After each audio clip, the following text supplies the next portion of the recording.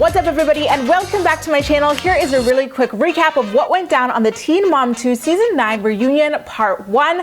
We start off with a really lame filler scene between Leah and Chelsea talking to Dr. Drew and Nessa about why, you know, all the girls can't all share a couch, blah, blah, blah. We already know. They dragged it out like earlier anyway. After we return from commercial break, Leah is the first one to get a one-on-one segment and surprise, surprise, Dr. Drew and Nessa do not ask her any hard-hitting questions. Like, she gets a whole bunch of softballs and her very reckless and dangerous parenting does not get called out like at all. So we get into her breakup with Jason, where we find out that he had called her mom, showed up at her grandma's house and her sister's house as well as her own house, with Addie witnessing it and calling him creepy. Dr. Drew did give a really great PSA about how men need to stop like stalking women after women break up with them. Like, going to like the woman's house, like her family's house and all that is not cute. It's creepy. It's criminal stalking behavior. When they asked Leah what her breaking point was within the relationship, she says that she had known for a long time that the relationship was like unhealthy and bad.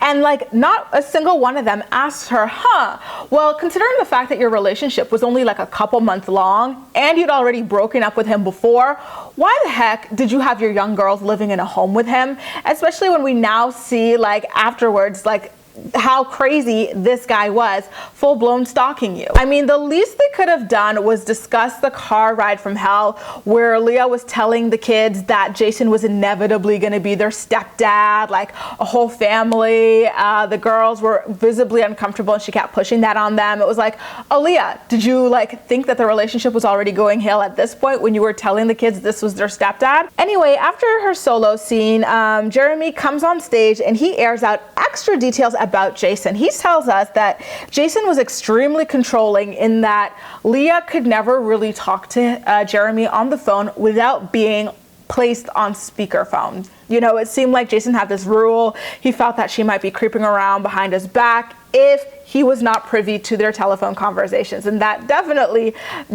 is a red flag. And then he actually digs even deeper with something that still makes my skin crawl to think of. And that was that at one of the houses that Jason had popped up on after the breakup, Addie was there.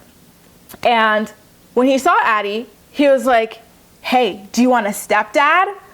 How freaking creepy, skin crawling, like, is that? Like, I literally, if you watch me live react to the episode, jumped out of my scene when he revealed that information. Like, Nessa and Dr. Drew were visibly shook at the whole thing. Like, it was disturbing. Like, and you know, again, this is why you don't just bring your young kids to live with a random man. Like, can you imagine Leah going grocery shopping and leaving this weirdo alone with her kid? The conversation then turns to the two of them potentially rekindling their flame, and Leah all but confirms them hooking up. The potential for confusion wasn't even brought up when Leah had mentioned that Addie noticed them getting like flirtatious with each other.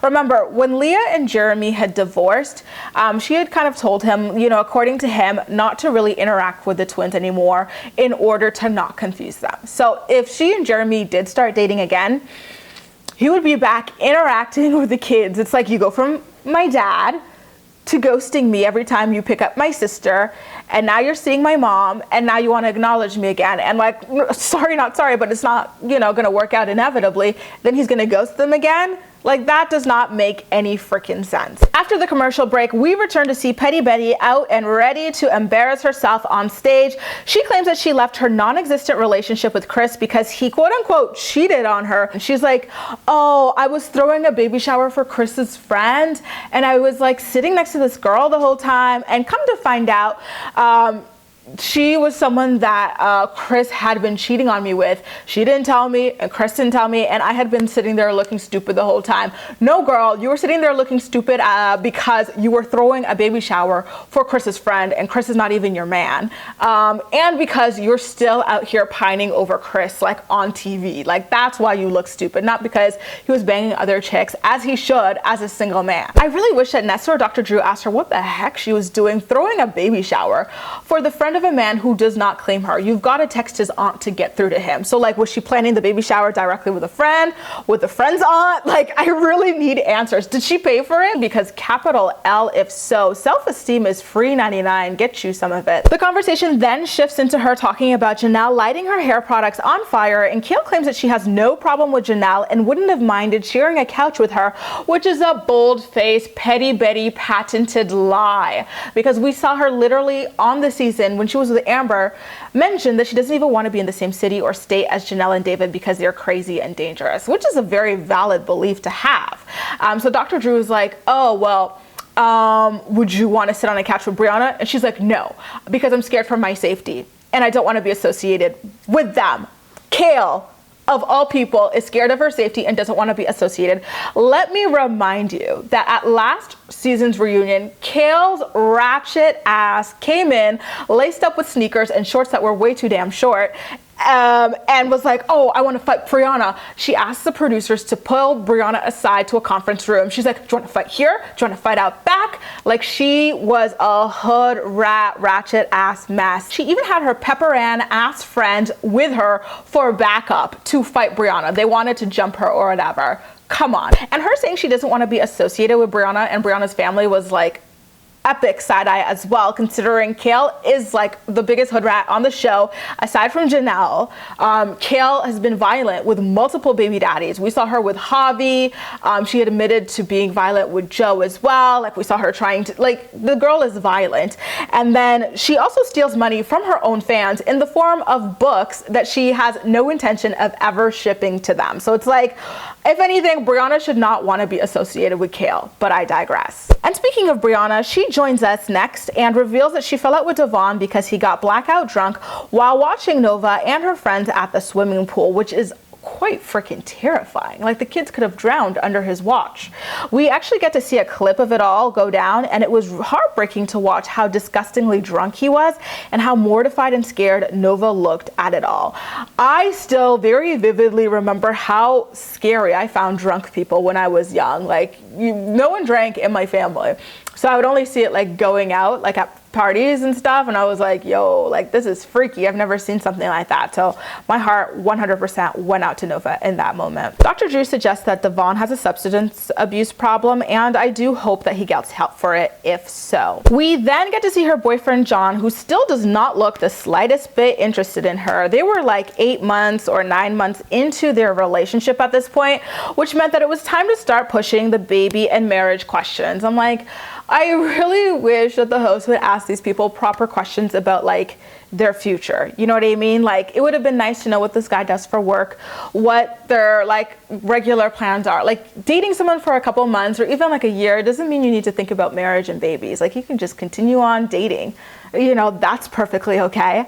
So Briana kept leaning into her boyfriend, but he never once leaned into her.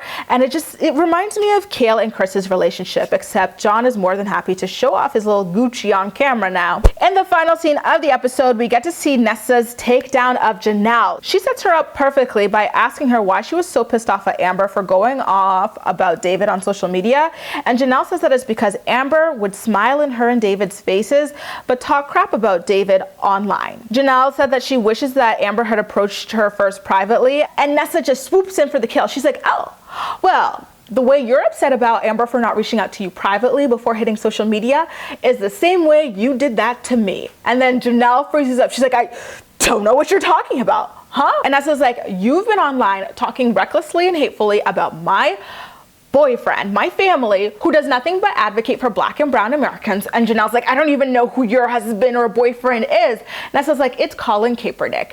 And Janelle's like, oh, I've never talked about him. So Nessa pulls up the receipts, and Janelle's like, oh, how did all of those posts get on my page that I own and run? I don't know what you're talking about. I didn't even know you were with him. And so Nessa's like, nope, that's the second lie I'm busting you in, because he's been around backstage with me. You've seen him.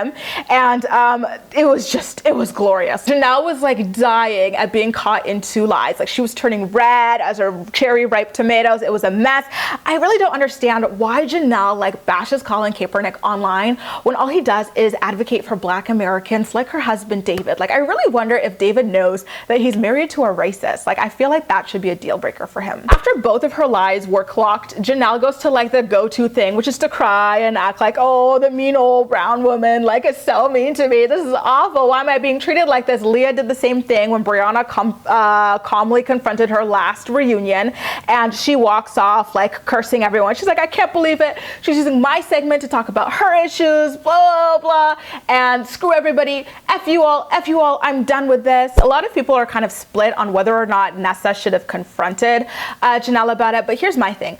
We've all been dying to, you know, for the last 10 years for a host to get on there and call these girls out on their SHIT, and that is exactly what Nessa did. Jenelle was about to sit up there and play victim over the fact that, you know, someone in the Teen Mom universe was smiling in her and her man's face and talking crap about them behind their back.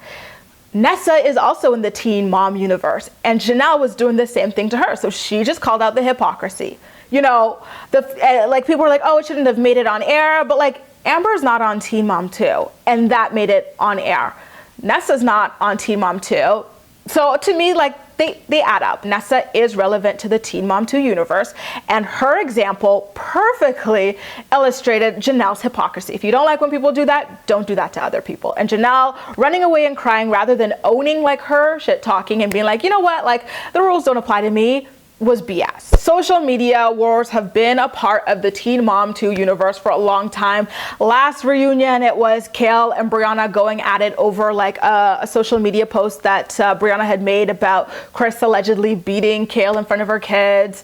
So, like, you know, David was fired from the show over his social media posts. So to me, it was perfectly relevant, and I am 100,000% team Nessa on it. And clearly MTV was as well. They had her receipts ready for her. You know, they knew she was going to confront Jenelle. So it is what it is. Anyway, you guys, that's a recap of what went down on the Teen Mom 2 Season 9 reunion special, part 1 of it. Anyway, as usual, I'm more excited to hear what you have to say about everything, so please make sure to leave all of your thoughts and opinions in the comment section down below, and we'll chat. That's all for now. Thank you so much for watching, and I'll see you next time.